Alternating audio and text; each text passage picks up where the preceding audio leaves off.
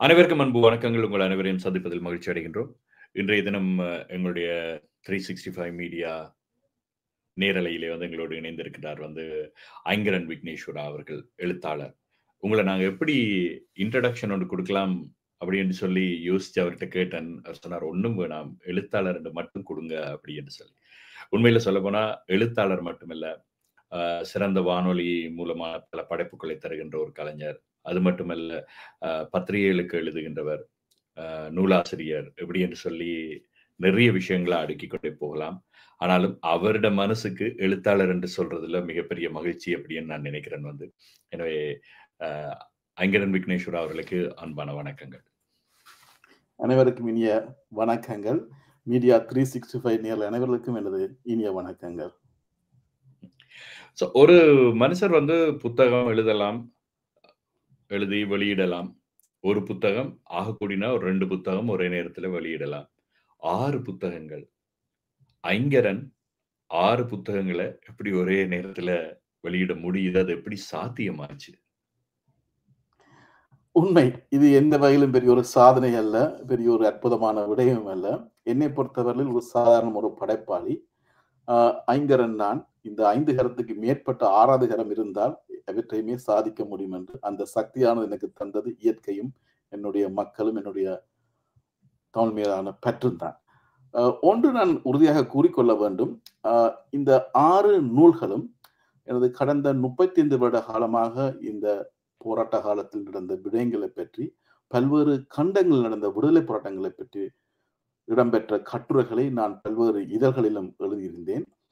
குறிப்பாக 1990ஆம் ஆண்டு காலகட்டத்திலிருந்து கடந்த மாதம் வரையிலுமோ அல்லது அதற்கு முற்பட்ட மாதங்கள் வரையிலும் நடப்பட்ட சர்வதேச விடயங்கள், சர்வதேச போராட்டங்களை பற்றி எழுதப்பட்ட கட்டுரைகளின் தொகுப்பு தான் இந்த நூல். இவை அனைத்துமே உலகில் 5 கண்டங்கள் உள்ளன. ஆனால் நான் இந்தியாவையும் ஒரு துணைக்கண்டமாக கருதி இந்தியாவில் நடக்கும் போராட்டங்களையும் அங்கு நடக்கும் தேசிய இன விடுதலை போராட்டங்களையும் பற்றிய ஒரு நூலாக 6 நூல்களாக எழுதியுள்ளேன். இவை இன்று நேற்றல்ல, நீண்ட காலமாக பல்வேறு இதழ்களில் வெளிவந்த போது பல்வேறு விமர்சனங்கள், குற்றச்சாட்டுகள் அவையெல்லாம் எதிர்கொண்டு இறுதியாக நான் இந்த நூல்களை நூல் வடிவம், இந்த கட்டுரைகளை நூல் வடிவம் பெற வேண்டும் என்பது ஒரு நீண்ட கால எனது அவாவாக இருந்தது. எனது வாழ்நாளில் அது செய்ய வேண்டிய ஒரு கடமையாக இதை எண்ணித்தான் இந்த நூல்கள் இப்போது வெளிவந்துள்ளன. கடந்த ஆகஸ்ட் மாதம் 31ஆம் தேதி இந்த 6 நூல்களும் நியூசிலாந்தில் முதல் முறையாக வெளியானது. மிக பலத்த வரவேற்பை பெற்றிருந்தது. அந்த வரவேற்பு என்பது எனக்காக வரவேற்பு அல்ல, தமிழ் தேசத்தின் மேல் கொண்ட பற்றினால் ஏற்பட்ட வரவேற்பு என்றால் நான் கருதுகின்றேன். இப்போ அது ஒரு மகிழ்ச்சியான விஷயம் தானே. என்னடா நாங்க புத்தகங்கள் அப்படின்னா என்னென்னமோ புத்தகங்களை வாசிக்கிறோம். ஆனா இது எங்களோடு தொடர்புடைய மாதிரியான ஒரு பிரச்சனைகளை உள்ளடக்கியது அப்படின்னு சொல்லி. இப்ப நீங்க சொன்ன உங்களுடைய புத்தகங்களுடைய கவர் எல்லாத்தையுமே அந்த படங்களை நான் பார்க்கிற நேரம் எனக்கு ஒரு ஆச்சரியமா இருந்ததுன்னு சொன்னா, வெவ்வேறு கண்டங்கள்ல இடம்பெற்ற மக்களுடைய தேசிய இனம், அவர்களுக்கான பிரச்சனை, அவர்கள் எதிர்கொண்ட பிரச்சனை, அதை எப்படி அவர்கள் கையாண்டார்கள், அங்கு இருக்கக்கூடிய முரண்பாடுகள் என்ன, இன பாகுபாடுகள் என்ன என்றதெல்லாம் அதுக்குள்ள அடங்கும் அப்படி என்றதை என்னால ஊகிக்க முடியுது. எனவே இப்ப நீங்க இலங்கையினுடைய தேசிய இன எங்களுடைய பிரச்சனை நிச்சயமா ஒவ்வொருவரும் அதுல சார்ந்தவர்களா இருப்பார்கள். அது எப்படி உங்களுக்கு ஒரு பாதிப்பை ஏற்படுத்திச்சது? இந்த மாதிரியான வெளிநாடுகள்ல இருக்கக்கூடிய இன இதுகளோட ஒத்து பார்க்கணும். அது எந்த விதத்துல உங்களுக்கு ஒரு ஆர்வத்தை ஏற்படுத்துச்சு? அதன் மூலமாக நீங்க மக்களுக்கு என்ன மாதிரியான ஒரு விஷயத்த சொல்ல வாரீங்க? உண்மை. உங்கள் கேள்வியிலேயே விடை உள்ளது. உண்மையிலேயே நீங்களே கேள்வியை கேட்டு விடையும் கூறு. ஆனால் நான் மேலதிகமாக சில தகவலை என் பார்வையில் கூறுகின்றேன். இந்த எழுத்தின் மூலமாக மக்களுக்கு எதை நான் சொல்ல வேண்டும் என எனது முக்கிய கடமை. ஒருமனே நூலை படைத்துவிட்டு இந்த நூலை எழுதிவிட்டார் என்ற பெருமைக்காக எழுதவில்லை. இந்த நூலின் மூலமாக மக்கள் எதை எடுத்துக்கொள்வார்கள், எதை மக்கள் தங்களுக்கு படிப்பினைகளை பெற்றுக்கொள்ள எனது முக்கிய கடமை. முதலாவது, இந்த ஒவ்வொரு கண்டங்களாக நாம் பிரித்து எழுதும் போது ஒரு முக்கியமான பிரச்சனை என்னவென்றால், சில போராட்டங்கள் இன்று நடைபெற்று அவை ஒரு தேசிய இனங்களின் ஒரு சுதந்திரம் பெற்ற நாடாக உள்ளது. குறிப்பாக ஆப்பிரிக்க கண்டத்தில் ஆப்பிரிக்க கண்டத்தில் நடைபெற்ற போராட்டத்தில் எரித்திரியா, நான் இந்த கட்டுரைகளை 90ஆம் ஆண்டு 92ஆம் ஆண்டு எழுதியிருக்கும் போது 93ஆம் ஆண்டு அந்த நாடு விடுதலை பெற்றது. பின்பு நீங்கள் இந்த ஆஸ்திரேலியாவுக்கு அருகில் இருக்கும் இந்த ஈஸ்ட் திமோர், இந்த ஈஸ்ட் திமோர் ஆனது 1999ஆம் ஆண்டில் விடுதலை பெற்றது. இப்படியாக சில தேசிய விடுதலை போராட்டங்கள் மிக கூர்மையான வளர்ச்சியின் பின்னர் விடுதலை பெற்றது. ஆனால் சில போராட்டங்கள் இன்னமும் மழுங்கடிக்கப்பட்டு அவை தோல்வியில் இருந்தாலும் இன்னமும் தொடர்ந்து கொண்டிருக்கிறது. இதை ஏன் நான் இங்கே இந்த விடயத்தை இங்கே கூறுகிறேன் என்றால், எங்களுடைய தேசிய விடுதலை போராட்டம் இன்று மௌனிக்கப்பட்டு 16 வருடங்கள் ஆகிவிட்டது. இதனைப் போல் இன்னும் பல தேசிய விடுதலை போராட்டங்கள் உலகில், உதாரணமாக நைஜீரியாவில் நடைபெற்ற பயாஃப்ரா போராட்டமானது இன்று ஒரு 70 வருடங்களாக மௌனிக்கப்பட்டு அவர்கள் அந்த மக்கள் அனைவருமே அந்த தங்களுடைய தேசிய இறையாண்மையை இழந்து இன்னொரு தேசத்தின் கீழ் வாழ வேண்டிய சூழ்நிலைக்கு தள்ளப்பட்டுள்ளார்கள். இப்படி பல்வேறு நாடுகளில் நடந்த போராட்டங்களை ஒப்பிட்டு எங்களுடைய மக்களுக்கு இதனால் என்ன ஒரு வரலாற்று படிப்பினை நாங்கள் பெற்றுக்கொள்ளலாம். இது வெறுமனே ஒரு தேசியம், வெறுமனே போராட்டம், வெறுமனே விடுதலை என்று மட்டுமல்ல, இதன் மூலம் நாங்கள் பெற்றுக்கொள்ளலாம் என்பதே எனது கருப்பொருளாக உள்ளது. குறிப்பாக இந்த ஒவ்வொரு நூல்களின் தலைப்புகளோட ஒரு நீண்ட தலைப்பு, எல்லோரும் கேட்டார்கள் ஏன் இந்த நூல்களுக்கு ஒரு நீண்ட தலைப்புகளை வைத்திருக்கிறார். ஆனா இந்த வெறுமனே ஆப்பிரிக்கா, ஆசியா என்று சொன்னால் அது சமூக கல்வி பாடமாகிவிடும். ஆகவே இந்த நூல்களின் தலைப்பு கூட ஒரு நீண்ட தலைப்பாக இருந்திருக்கிறது. ஒரு கட்டுரைக்குரிய தலைப்பாகத்தான் அவை அனைத்துமே இருக்கின்றன. நீங்கள் கேட்டதுக்கு இந்த நூல்களின் தலைப்புகளை நான் சொல்லாமல் நினைக்கின்றேன். தென்கிழக்கு ஆசிய விடுதலை போராட்டங்கள், அதாவது தென்கிழக்கில் நடக்கும் விடுதலை போராட்டங்கள், குறிப்பாக இந்த உய்கூர், ரோஹிங்கா இப்படியான போராட்டங்களும், தீபத், இவையெல்லாம் இந்த கண்டத்தில் நடக்கும் போராட்டங்களாகும். அதனை போல் இலத்தீன் அமெரிக்காவில் தேசிய இனம் முரண்பாடுகள், இலத்தீன் அமெரிக்காவில் கூட நீங்கள் அறிந்திருப்பீர்கள் பல நீண்ட காலமாக பல போராட்டங்கள் நடைபெற்று அவை பல நாடுகள் விடுதலை பெற்றுள்ளன. குறிப்பாக லத்தீன் அமெரிக்காவில், அங்கு கியூபாக இருக்கலாம், அல்லது எல் செல்வடோரா இருக்கலாம், அல்லது லத்தீன் அமெரிக்காவில் வேறு சிலியா இருக்கலாம். அங்கு நடந்த போராட்டங்களும் அந்த போராட்டங்கள் மூலமாக மக்கள் பெற்ற படிப்பினைகளையும் எங்கள் மக்களுக்கு நான் தமிழில் எடுத்துரைத்துள்ளேன். இதன் மூலமாக இன்னொரு நூலானது முரண்பாடுகள் முற்றிய அரபுலகின் தேசிய இனங்கள். அதாவது அரபுலகில் எப்போதுமே பல முரண்பாடு, ஒரு இனமாக ஒரு தேசியமாக அவர்கள் கருதப்பட்டாலும் அந்த முரண்பாடுகள் எல்லாம் எப்படி முற்றியுள்ளன, அங்குள்ள போராட்டங்களை பற்றியும் ஒரு நூலாக படித்துள்ளேன். ஒரு கண்டமாக பிரித்து அந்த ஒரு நூலாகும். இதற்கு அடுத்ததாக கூறலாம் இந்தியாவில் தேசிய இன எழுச்சியும் வீழ்ச்சியும். இந்தியாவை பொறுத்தவரையில் ஒரு துணைக்கண்டமாகத்தான் நான் கருதுகின்றேன். இதை ஒரு முரண்பாடல் புத்தகமாக பலரும் கூறியிருந்தாலும் இந்த நூலுக்கு ஒரு வழக்கறிஞராக எனக்கு அணிந்துரை அளித்தந்தார். அவர் கூறினார், நீங்கள் ஒன்றை புரிந்து கொள்ள வேண்டும், இந்தியா ஒரு துணைக்கண்டம் அல்ல, பல் தேசிய இனங்கள் ஒரு கூட்டான ஒரு நாடுதான் இந்தியா என்று கூறினார். நான் அதை ஏற்றுக்கொண்டேன். என்னுடைய நூலும் அதனைத்தான் சொல்ல வருகின்றது. இது நான் 4 நூல்களின் தலைப்புகளையும் கூறியிருந்தேன். 5வது நூலான தேசிய சுய நிர்ணயமும் ஐரோப்பிய சிறுபான்மை இனங்களும். இந்த ஐரோப்பிய மண்ணில் இன்னும் நீங்கள் அறிந்தீர்கள் 10க்கும் மேற்பட்ட தேசிய இனங்கள் இன்னும் தங்களுடைய சுயநிர்ணயத்துக்காக விடுதலைக்காக போராடி கொண்டிருக்கின்றார்கள். இஸ்பானியாவில் மட்டுமே 2 தேசிய இனங்கள் இன்னும் போராடி கொண்டிருக்கின்றார்கள். கத்தலோனியா மக்களும் பாஸ்கின மக்களும் போராடி கொண்டிருக்கிறார்கள். அதே போல ரஷ்யாவின் கிழக்கு பகுதியிலே, ரஷ்யாவின் மத்திய பகுதியிலே, இந்த சென்ட்ரல் ஏசியா என்று குறிப்பிடுவார்கள், அந்த பகுதியில் இன்னும் பல தேசிய இனங்கள் போராடி கொண்டிருக்கின்றன. இறுதியாக ஆப்பிரிக்க தேசிய இனங்களும் சுயநிர்ணய விடுதலை. இந்த நூலானது ஆப்பிரிக்காவில் இன்னமும் நடந்து வருகின்ற போராட்டங்கள், இன்னமும் விடுதலை அடையாத போராட்டங்களை பற்றி அந்த நூலில் எழுதியுள்ளேன். இதுதான் இந்த 6 நூலின் தலைப்புகளும். இது ஒரு பெரிய ஒரு வரலாற்று சாதனை நான் கூற முடியாது. என்னால் எனது மக்களுக்கு எதை செய்யலாம் என்பதைத்தான் ஒரு சிறிய ஒரு படைப்பாகத்தான் இதை வெளியிடுகின்றேன். இதனை பற்றி பல்வேறு விமர்சனங்கள், குற்றச்சாட்டுகள், பல்வேறு வகையான ஆக்கப்பூர்வமான ஆலோசனைகளும் வெளிவந்தன. நீங்கள் கேட்டதுங்க இன்னொன்றை நான் குறிப்பிடுகின்றேன். ஏனென்றால் இந்த நூல்கள் இப்போது நான் வெளிவிடாவிடின் எனது காலத்தில் எப்போது வெளிவரும் என எனக்கே தெரியும். ஆகவே இவை வெளிவந்து மக்களுக்கு சென்றிருந்த ஒரு வெற்றியாகத்தான் நான் கருதுகின்றேன். ஒரு வரலாறு தெரிந்தால்தான் வரலாறு படைக்கலாம் அப்படின்னு சொல்லி எனக்கு பிடித்த வரி அது. நான் எழுதிய ஒரு நாடகத்துல அதை யூஸ் பண்ணியிருப்பேன். வரலாறு தெரிந்தால்தான் வரலாறு படைக்கலாம் என்று. அதே மாதிரி தான் நீங்களும் உங்களுடைய சில வரியொன்றை பார்த்தேன், வரலாற்றை பற்றி குறிப்பிட்டிருந்தீர்கள். எனவே இந்த வரலாறு என்பது மிக முக்கியமான ஒரு விடயம். ஆனா இப்ப நீங்க எழுதிட்டு இருக்கிற இந்த விடயங்கள் அடுத்த எங்களுடைய சந்ததி அவர்கள் எந்த அளவிற்கு இதை வாசிப்பார்கள் என்கின்ற நம்பிக்கை உங்களிடம் இருக்கிறது? உண்மை. முதலாவது நீங்கள் கூறிய மிக நன்றி. வரலாற்றை அறிவோம், வரலாற்றை படைப்போம். அறிவது ஒரு முதல் கடமை. அதன் மூலமாகத்தான் அடுத்ததை படைக்கலாம். நாங்கள் அதை எவ்வாறு படைக்கலாம் என்பது எங்களுக்கு சான்றாக இருக்க போறது இன்னொரு வரலாறு, இன்னொரு நாட்டில் என்ன நடந்தது. நேரடியாக உங்கள் கேள்விக்கே வருகின்றேன். அடுத்த தலைமுறை எவ்வாறு இதனை பார்க்க போகின்றார்கள்?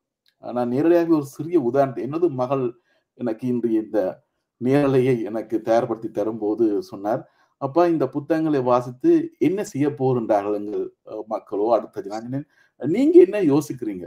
புத்தகத்துல கவர் நல்ல ம், வடிவா இருக்கு. ஒவ்வொன்றும் ஒரு ம், வித்தியாசமா இருக்கு. நான் சொன்னேன், புத்தகத்து கவருக்காக இது ஒரு கவர்ச்சிகரமான அட்டைப்படத்தை புத்தகத்தை எவருமே வாங்குவதும் இல்லை, அதை பயன்படுத்துவதும் இல்லை. அதுக்கு உள்ளே என்ன ம், இருக்கு என்று அந்த அட்டைப்படம் சொல்லுவதுதான் உண்மையாகும். ஆகவே ம், தலைமுறை எங்கள் எங்கள் தலைமுறை ஒரு நீண்ட காலமாக ஒரு தேசிய ரீதியான போராட்டத்தில் கண்டு வந்தது. இந்த போராட்டத்தில் நாங்கள் அடைந்த துன்பங்கள், துயரங்கள், வலிகள் எல்லாமே எல்லோருக்கும் தெரியும். அதை மீண்டும் இங்கே மேம்படுத்த நினைவுபடுத்த விரும்பவில்லை. ஆனால் இதிலிருந்து நாங்கள் எதனை படித்துக் கொண்டோம், அடுத்த தலைமுறை இதன் மூலமாக எதை எடுத்துச் செல்லலாம் என்பதையே நாங்கள் அறிய வேண்டும். இந்த ம், நூல்களும் அதனைத்தான் கூறி வருகின்றன. நாங்கள் எதற்காக இவ்வளவு காலமும் இந்த தமிழ் பேசும் மக்கள் கண்ட வலிகள் இன்று அந்த வலிகளுக்கு தீர்வில்லாமல் முடங்கி போயிருக்கின்றது. இப்படி எத்தனை நாடுகளில், எத்தனை கண்டங்களில் இந்த மக்கள் துயரடைந்து அவர்கள் முழுமையாக மௌனிக்கப்பட்டு, முழுமையாக அழிக்கப்பட்டு உள்ளார்கள். குறிப்பாக நீங்கள் அறிந்திருப்பீர்கள், இந்த அரபு மண்ணில் யசிடிஸ் மக்கள் என்றார்கள், ட்ரூஸ் மக்கள் என்றால் இப்படி பல்வேறு தேசிய இனங்கள் தங்கள் சுய அடையாளத்தை இழந்து விட்டார்கள். ம், அண்மையில் கூட துருக்கியில் இருந்த குர்திஸ்தான் மக்கள் தங்கள் தேசிய விடுதலை போராட்டத்தை கலைத்துவிட்டு தாங்கள் துருக்கிய மக்களுடன் இணைந்து அது மேற்குலகின் பார்வைக்கும் சாதாரண ஒரு பார்வைக்கும் அது அமைதி, ஒரு பரஸ்பர புரிந்துணர்வு கூறுவது. ஆனால் அந்த இன மக்கள் தங்கள் இன அடையாளத்தை இழப்பது என்பது தங்கள் சொந்த தாய் இழப்பதற்கு சமனாகும். ஆகவே ம். இவையெல்லாம் படிப்பினைகள். நான் நினைக்கின்றேன் இந்த அளவுக்கு தமிழ் பேசும் மக்கள் செல்ல மாட்டார்கள். ஏதோ ஒரு வகையில் எங்கள் தேச ரீதியான பயணத்தை கொண்டு நம்பிக்கை அனைவருக்கும் உள்ளது. ஆனால் அதை எவ்வாறு கொண்டு செல்வது, எத்தகைய வழியில் கொண்டு செல்வது என்பதுதான் முக்கியமான விடயமாகும். ஐரோப்பிய நாடுகள் இணைந்தோ அல்லது மேற்குலகில் இணைந்தோ எங்களுக்கு ஒரு ம். தீர்வை பெற்றுத்தர வேண்டும் என்பதே நான் என்னுடைய முக்கிய ஒரு விடயமாக உள்ளது. சரி, இப்போ இங்க ஆஸ்திரேலியாவுல நீங்க இந்த உங்களுடைய இந்த நூல் இந்த மாதம்னு நினைக்கிறேன். அக்டோபர் 25ஆம் தேதி ஆஸ்திரேலியாவிலே வந்து அக்டோபர் 25ஆம் தேதி உங்களுடைய இந்த நூல்கள் வெளியிடுகின்றீர்கள். நினைக்கிறேன் பாடும் ஸ்ரீஸ்கந்தராஜா அவர்களுடைய தலைமையிலே வந்து எனவே இந்த வெளியீடு எவ்வாறு, எத்தனை மணிக்கு, என்ன மாதிரியான அமைப்புகள், ஒழுங்கமைப்புகள் எல்லாம் நடைபெற்றுக் கொண்டிருக்கின்றன? இந்த வீடியோவை பார்க்கின்ற நேரம் இந்த புத்தக வெளியீட்டிற்கு ஏன் ஒவ்வொருவரும் வர வேண்டும் என்கின்ற ஒரு உணர்வு எழும்.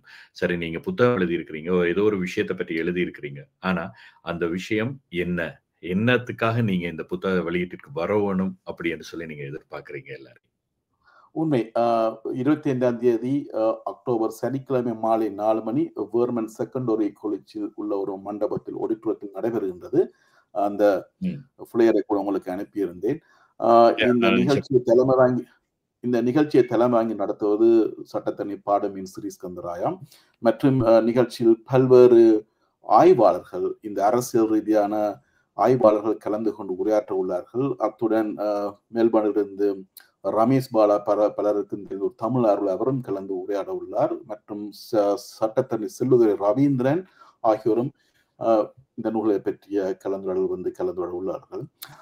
நான் எதற்காக இந்த நூலை மெல்போர்னில் வெளியிடுவது என்றால், இங்குள்ள மக்களும் அவர்களுடைய நோக்கில் தேசிய பயணத்தில் நாங்கள் நீண்ட காலமாக பயணித்து இன்று ஒரு முடக்கு நிலைக்கு வந்துள்ளோம். இதிலிருந்து எப்படி அடுத்த கட்டத்துக்கு செல்வது, இதன் மூலமாக ஒரு படிப்பினைகளை மற்ற தேசங்களில் நாங்கள் எதை பெற்றுக்கொள்ளலாம். அனைவருமே அறிந்த விடயங்களை எதையுமே நான் புதிதாக மக்களுக்கு கூற வருவது என்று சொல்ல இது பெரிய ஒரு சாதனை என்று நான் கூறவில்லை. ஆனால் இந்த மக்கள் இந்த படிப்பினைகளை ஒரு நூல் வடிவில் பெறும்போது இவற்றையெல்லாம் ஒரு நாளில் 2 கட்டுகளில் ஒரு பக்கத்தை படித்தால் கூட அவர்கள் அறிந்து கொள்வார்கள் எங்கெங்கு நாட்டெல்லாம் எப்படியான துயரங்கள் நடந்துள்ளன. பல விடயங்கள் பல மக்களுக்கு தெரிந்திருந்தாலும் பல விடயங்களை பார்க்காமலே சென்று விடுகிறார்கள். இப்போதான் கூறியிருந்தார்கள் என்னோட நண்பர்கள், எனக்கு இப்பதான் தெரியுது இப்படி உலகில் 6 கண்டம் உலகத்தில் இல்லை, 5 கண்டங்கள் தான். ஆனால் இந்த இந்தியாவோட துணைக்கண்டத்தில் இத்தனை தேசிய விடுதலை போராட்டங்கள் நடைபெறும் அவர் மிக ஆச்சரியத்துடன் கேட்டிருந்தார். ஆகவே மக்கள் அறிய வேண்டிய விடயங்கள் பல உள்ளன. இதைத்தான் எனது கருப்பொருளாக, எனது விடயமாக மக்களுக்கு கூற விரும்புகிறேன். நினைக்கின்றேன் மெல்பர்னில் வாழும் மக்கள் தங்களுடைய ஆதரவை திருப்ப மிக நம்பிக்கையுடன் உள்ளேன். ஏனென்றால் நான் உலகில் 5 கண்டங்கள் இருந்தாலும் 4 கண்டங்களில் நூல்கள் வெளியாக உள்ளன. இந்த நூல்களில் வேறு பல நூல்கள் நியூசிலாந்திலும் கடந்த மாதம் வெளியிட்டேன். இதற்கு முன்பாக கடந்த வருடம் இலங்கையிலும் இங்கிலாந்திலும் பின்பு ஆஸ்திரேலியாவில் 4 மாநிலங்களிலும் வெளியிட்டுள்ள என் நூல்களை கனடாவில் எனது நூல்கள் வெளிவந்தன கடந்த வருடம் நவம்பர் மாதம். ஆகவே உலகில் எங்கு தமிழ் பேசும் மக்கள் வாழ்கின்றார்களோ அங்கெல்லாம் என்னுடைய நூல் மட்டுமல்ல, தமிழ் பேசும் மக்களுக்கு உரிய நூல்கள், அது எவ்வகையான நூல்கள் இருந்தாலும் சரி, சென்றடைய வேண்டும் என்பதில் எனது பங்கு உள்ளது என்று நான் கூறுகின்றேன். மிக மகிழ்ச்சியான ஒரு விடயம். இந்த நேரத்தில் ஒரு சிறிய கேள்வி. நீங்கள் எல்லா சமூகங்களை பற்றியும் எல்லா நாடுகளை பற்றியும் அவர்களுடைய போராட்டங்கள் அதை பற்றி பேசினீர்கள்.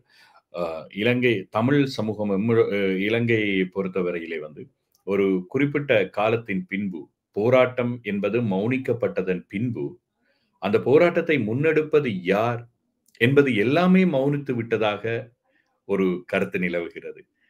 அல்லது அதை யார் கொண்டு செல்கின்றார்கள்? அதை கொண்டு செல்கின்ற பொழுது அங்கே மக்களிடம் ஒரு நம்பிக்கை இல்லாத தன்மை, யாரை நம்புவது என்கின்ற ஒரு பிரச்சனை அவர்களிடம் இருக்கிறது. எனவே இவ்வாறான சமூக சூழ்நிலையிலே இந்த நூல் எவ்வாறான மாற்றத்தை, தாக்கத்தை ஏற்படுத்தும் அப்படின்னு சொல்லி நீங்க நினைக்கிறீங்க? உண்மை. சமூக படிப்பினைகள்லாம் ஒரு வரலாற்றுக்குரிய ஒரு உந்து சக்தியாக இருக்கின்றது. சமூக மாற்றமானது எவ்வகையில் மாற்றம் பெற வேண்டும் என்பதற்கு படிப்பினைகள் பல வேண்டும். 16 ஆண்டுகளாக இந்த மௌனிக்கப்பட்ட தமிழ் பேசும் மக்களின் போராட்டம் ஒரு முடக்க நிலையில் உள்ளது என்பது உண்மை. அதை ஏற்றுக்கொள்ளும். இதற்கு யார் தலைமை தாங்கி செல்வது, யாரை நம்புவது என்றெல்லாம் பல கேள்விக்கூறுகள் உள்ளன. களத்தில் நடக்கும் நிகழ்வில் பார்த்தால் மிக துயரமாகத்தான் உள்ளன. ஆனால் காலம் என்று ஒரு நாள் எங்களுக்காக கனியும் என்ற ஒரு நம்பிக்கை உள்ளது. அந்த கனிய வேண்டிய நேரம் எப்போதாவது வெறும், அதற்குரிய காலம் வரும்போது நாங்கள் எவ்வாறு எங்களை வழி நடத்தி செல்லலாம். எங்களுக்குரிய தலைமை என்பது ஒரு கூட்டு தலைமையாக இருக்கலாம், தனிப்பட்ட தலைமையாக இருக்கலாம். அந்த தலைமையை ஏற்றுக்கொள்ள வேண்டிய ஒரு சக்தி உருவாகும்.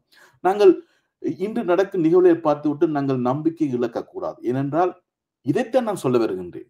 இந்த 6 புத்தகங்களிலும் எவ்வாறு தேசிய விடுதலை போராட்டங்கள் வெற்றி அடைந்தன, தோல்வி அடைந்தன, இன்னமும் நடந்து கொண்டிருக்கின்றன, முழுமையாக அளிக்கப்பட்டு விட்டன. இந்த 6 நூல்களும் அதனைத்தான் நான் கூற வருகின்றேன். ஆகவே எங்கள் மக்களும் நாங்கள் முடங்க வேண்டிய நிலைமை இன்று இருந்தாலும் மீண்டும் மீளழ்ச்சி பெற்று தமிழ் தேசிய உணர்வில் நாங்கள் வளரலாம் என்ற நம்பிக்கை எனக்கு உள்ளது. அதற்குரிய ஒரு உந்து சக்தியாகத்தான் எனது படைப்புகள் வெளிவந்தன. நினைக்கின்ற என்னுடைய 14 வயது தொடங்கிய எழுத்து இன்று எந்தவித மாற்றமுமின்றி தாய கோட்பாட்டில் எங்களுக்குரிய தாயம், அது ஈழம் என்ற கோட்பாடு மாற்றமில்லாமல் நடந்து சென்று கொண்டிருக்கின்றேன். அந்த கோட்பாட்டில் பல்வேறு மாற்றங்கள் வரலாம். மாற்றம் என்று கூறும்போது அதை எவ்வாறு அடைவது, எந்த வகையில் செல்வது, எந்த வகையில் அணுகுவது என்ற மாற்றங்கள், அவற்றையெல்லாம் நாங்கள் அணுகி எங்கள் பேசும் மக்களுக்குரிய ஒரு தீர்வை பெற்றுக் கொள்ள வேண்டும் என்று எனது அபாவாகும். அது அரசியல் ரீதியாக இருக்கலாம், சர்வதேச அரசியல் மூலமாக பெற்றுக்கொள்ளலாம். இதுவே எனது ஒரு என்னது பார்வையாக இருக்கின்றது. நீங்கள் கூறியது போல இன்று களத்தில் நடக்கும், அதாவது தாயத்தில் நடக்கும் நிலைமைகள் மிகவும் கவலைக்கிடமாகத்தான் இருக்கின்றன. ஆனாலும் இதற்கு மேலாகவும் அங்கிருக்கும் மக்களும் தமிழ் தேசத்தில் பெற்றுக்கொண்டு தமிழ் மக்களின் விடுதலைக்காக இன்னும் பயணித்துக் கொண்டு என்பது உண்மை. பல்வேறு நிகழ்ச்சிகள் நடைபெற்றுக் கொண்டன. ஒரு பக்கம் சார்பாக சொல்வார்கள், இவையெல்லாம் வெற்று பேச்சுகள், தேசியம் என்றாலும் இவையெல்லாம் இன்று ஏன் தேவை, நாங்கள் அமைதியாக சகோதரத்துடன் மற்ற இனத்துடன் வாழலாம். இதெல்லாம் வெறும் பேச்சாகத்தான் இருக்கு. என்றால் நாங்கள் கடந்து வந்த பாதையில் நாங்கள் எதையுமே சாதிக்கவில்லை. இந்த கடந்த 16 வருடங்களில் நாங்கள் எதை சாதிக்க வேண்டும் என்று நினைத்தோமோ அவற்றையெல்லாம் இழந்து விட்டோம். ஆனால் அதற்கு முன்பு ஒரு குறுகிய 30 ஆண்டு இந்த தேசத்துல பலவற்றை சாதித்துள்ளோம். அது ஒரு வெற்றிகரமான வரலாறு. இந்த வரலாறை பல வேறு இன மக்களும் தங்கள் போராட்டத்துக்கு ஒப்பிட்டு அதைத்தான் நாங்கள் புரிந்து கொள்ள வேண்டும். குர்திஸ்தான் மக்கள் கூட எங்கள் தமிழ் தேசிய விடுதலைப்பாடு தங்களுக்கு ஒரு வரலாற்று படிப்பினை பெற்று தங்களுடைய மொழிகளிலேயே பல நூல்களை வெளியிட்டுள்ளார்கள். இதே போல ஈஸ்ட் திமோரில் நீங்கள் அறிந்திருப்பீர்கள், 95, 96 ஆண்டு காலத்தில் ஆஸ்திரேலியாவுக்கு அருகில் உள்ள நாடு. அவர்கள் கூட எங்களுடைய வரலாற்றை பலவற்றை தங்களுடைய மொழியில் மொழிபெயர்த்து அறிந்துள்ளார்கள். ஆகவே வெறுமனே எங்கள் போராட்டம் எங்கள் நாட்டுக்குள் மட்டும் முடங்கவில்லை, சர்வதேசியாக எங்களுடைய படிப்பு வரலாற்று வெற்றிகளை அவர்களும் அறிந்துள்ளார்கள். இன்று அது ஒரு வகையில் தேங்கி முடங்கி இருந்தாலும் அடுத்த கட்டத்துக்கு செல்லும் என்ற ஒரு நம்பிக்கை உள்ளது. அந்த நம்பிக்கையிலேயே நாங்கள் வாழ வேண்டும். நம்பிக்கை இல்லாமல் நாங்கள் வாழ முடியாது என்பது எனது கருத்தாகும். நன்றி ஐங்கரன் அவர்களுக்கு. என்னென்று சொன்னால், அ படைப்புக்கள் என்பதுதான் ஒரு மனிதனை வந்து சிந்திக்க தூண்டும். அ இவ்வாறான நம்மோடு தொடர்புடைய, நமது வாழ்க்கை பயணத்தில் தொடர்புடைய பல விடயங்களை வந்து நாங்கள் அதற்கு என்ன வழி, எதிர்காலம் கடந்து வந்த பாதை, எதிர்காலத்தில் எப்படி இருக்கப் போகிறது என்பதற்கான ஒரு சான்றாக உங்களுடைய அ நூல் இருக்கும் அப்படி என்கின்ற ஒரு நம்பிக்கையில். எனவே 25ஆம் தேதி அக்டோபரிலே இந்த புத்தகம் வெளியிடப்பட இருக்கிறது. 6 நூல்கள். அ எனவே அனைவரும் வர வேண்டும். ஐங்கரன் அவர்களுக்கு ஒரு மிகுந்த ஆதரவையும், அல்லது உங்களுடைய கருத்துக்களையும் அவரோடு பகிர்ந்து கொள்ள வேண்டும் என்று இந்த நேரத்தில் கேட்டுக்கொள்கின்றோம். அ ஒரு குறுகிய நேர ஒரு நேர்காணலாகத்தான் நாங்கள் இதனை திட்டமிட்டிருந்தோம். எனவே இப்ப உங்களோட பேசினதுல இருந்து நிறைய விஷயங்கள உங்களோட பேசணும் அப்படி என்று தோணுது. அதற்கான ஒரு நேரத்தை தயார் செய்து ஒரு நீண்ட ஒரு தொடரான ஒரு விஷயங்கள பகிர்ந்து கொள்ளணும் அப்படி என்கின்ற ஒரு ஆர்வம் ஏற்பட்டிருக்கு. எனவே ஐங்கரன் அவர்களுக்கு எங்களுடைய நன்றிகளை தெரிவித்துக் கொள்கின்றோம் இந்த நேரத்தில். 365 மீடியா சார்பாக எங்களுடைய நன்றிகள். உங்களுடைய புத்தகங்கள், நூல் பலரையும் சென்றடைய வேண்டும் என்று நாங்கள் வாழ்த்துகின்றோம். அதே நேரம் இறைவனிடம் பிரார்த்திக்கின்றோம். நன்றி, நன்றி, வணக்கம். நன்றி.